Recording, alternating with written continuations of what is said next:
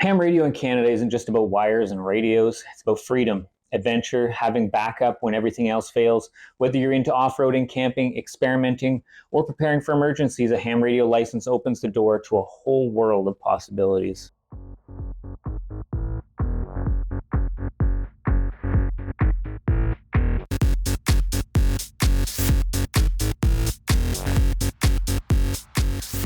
This video kicks off a series on how to get your Canadian amateur radio license. I'll walk you through the process step by step, show you what to study and what comes after.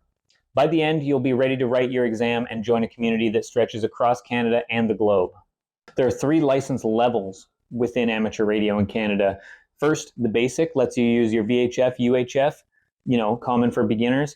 But if you do that same basic test with a score of 70% or above, that unlocks your HF privileges. So that allows you to talk worldwide using HF frequencies, different equipment as well. So there's also your advanced license, which allows you to build your own repeaters, run higher power, more privileges, that sort of thing. Getting your amateur radio license in Canada, there is no age limit, and the license is for life. So once you get your amateur radio license, you don't have to do that test again. One time, you get your license, have it for life. So the number one question I get asked, why would I get licensed? And I mean, the simple answer is communication. I mean, anybody can go buy a little Baofeng off the shelf, whether you know how to program it yourself or not, whether it's going to be actually useful in the field with those 5 watts or not. Maybe you'd be able to talk to your friends, but would you be able to call out for help? I don't know.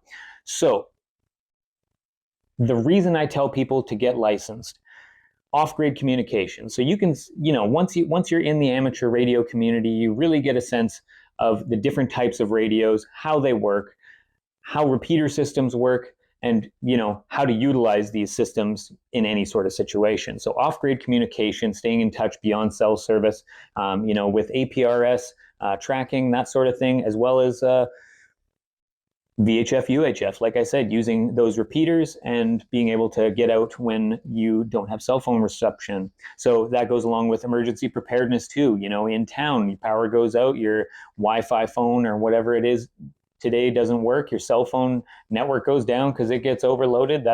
I just saw that happen in the US. I think it was a Verizon outage. Rogers here in Canada went down a couple times over the last several years. And, having that line of communication, even just to touch base with some other folks, make sure that there's nothing crazy going on. And outside of communication and emergency preparedness, it's a great hobby. So I enjoy building antennas, testing new radios, different types of digital modes like FT8, APRS, being able to download images from the ISS. Like, that's pretty cool. And you can do that with just a handheld. And then beyond just the things I like to do, there's the community aspect of it. So joining a local club, the local club, I got to say, was awesome. Now, I've heard some clubs are, a little less welcoming than others, but the club that I'm a part of here in Nanaimo, I was just looking, I'm not wearing my NARA shirt, but Nanaimo Amateur Radio Association has been more than welcoming.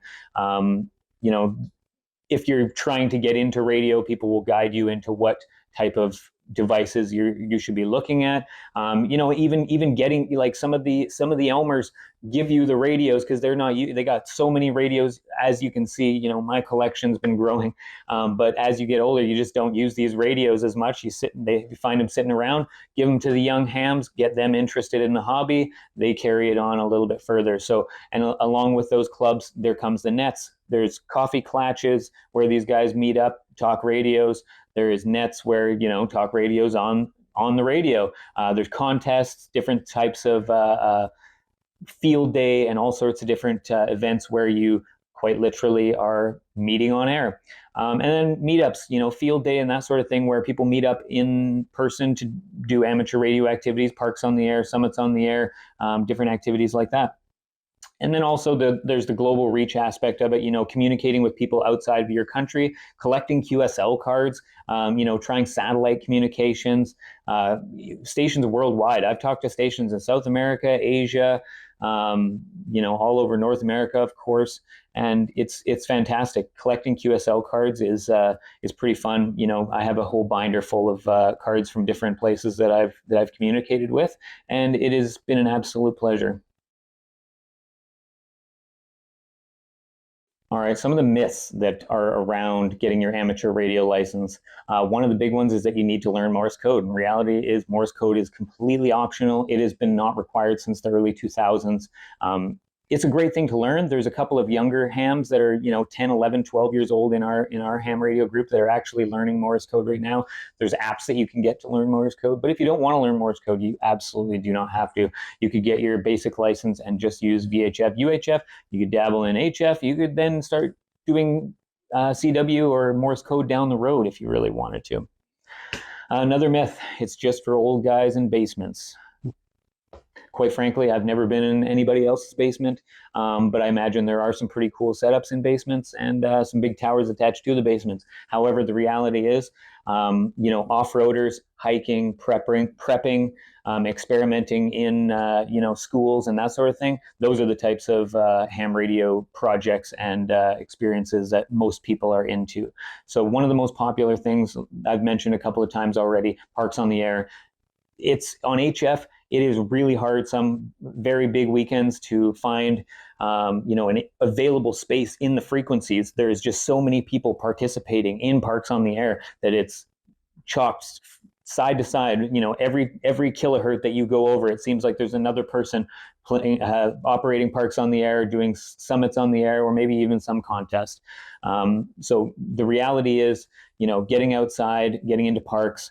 And like I said, having a nice mobile radio in your off-road vehicle so you can, for communicating with part of your group, or maybe, like I said, hiking, you have an HT, keeping in contact with your other group members, and prepping. Like I said, if you're into prepping and having radio communications, having go bags with different radios for different things in it, and yeah, it's just not for old guys in basements. That is a big myth.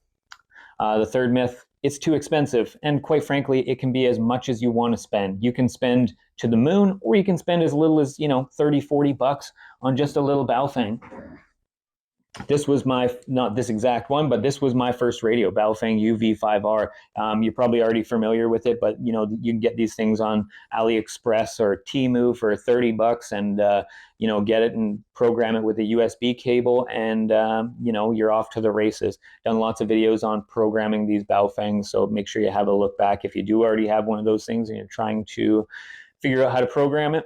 It's not too hard. These things are very basic, and you can use them as scanners, listen to your local fire department, all those types of fun activities.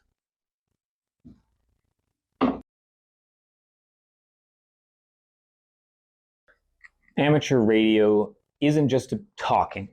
It's digital modes, hooking up to your computer with your radio, connecting that way, no voice. You don't have to talk to anybody if you don't want to. Satellites, like I said, you can get a Yagi antenna in a handheld and make contacts using repeaters that are built into satellites. Also digital modes with satellites. There is satellites that beacon APRS signals, so you can track them and use them to beacon your telemetry back down to Earth. Weather balloon tracking, there's guys that will deploy both repeaters, all sorts of different things attached to weather balloons. They fly, circumnavigate the world. When they come over your area, you can receive the signals they're bouncing, or you can, send your own signals off those guys, or just track it via APRS. Even bouncing signals, HF signals off the ionosphere, even further than that, bouncing signals off the moon using moon scatter. There's so many different ways to use amateur radio that is just beyond using handheld walkie-talkie. And you can start simple and grow into the more advanced parts of the hobby at your own pace. Get your license. That will open your eyes up to a whole bunch of stuff in itself, get you started, and I promise you, it's a snowballing effect. You will be deep into the hobby before you know it.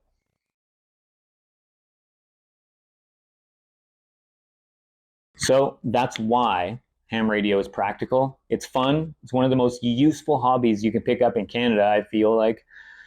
In the next video, I'm going to break down the exam itself, how it works, what you need to study, how to prepare, and if you're ready to get your license, you won't want to miss that. So please subscribe, drop a comment below if you're interested in ham radio, and let's get started in this 8-part series.